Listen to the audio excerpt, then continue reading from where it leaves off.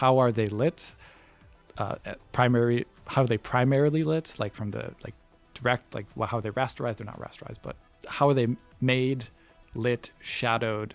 How do they fit into VSM because they're not geometry? How exactly do they fit in? Because the rest of the rendering pipeline is not voxels. So how do they fit into the classic rendering pipeline here? They actually fit in very nicely, as in the Nanite pipeline as you know it today before voxels.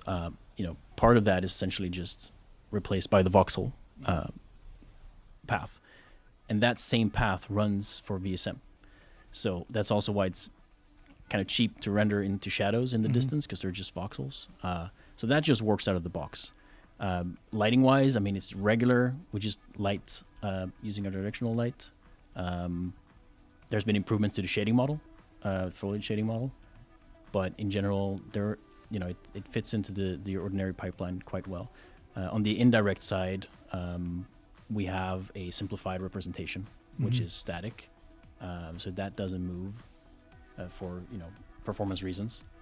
So it scales up for sure. We could obviously make everything, model out everything in the ray tracing scene and make that all animated and everything like that. But for performance reasons, for this demo, obviously we don't. You just talked about shadows.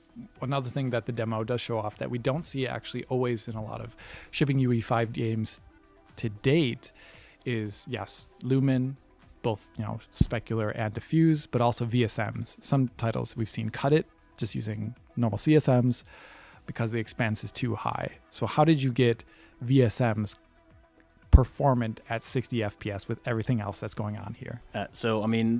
There's been a lot of work for a long time on improving performance in VSM.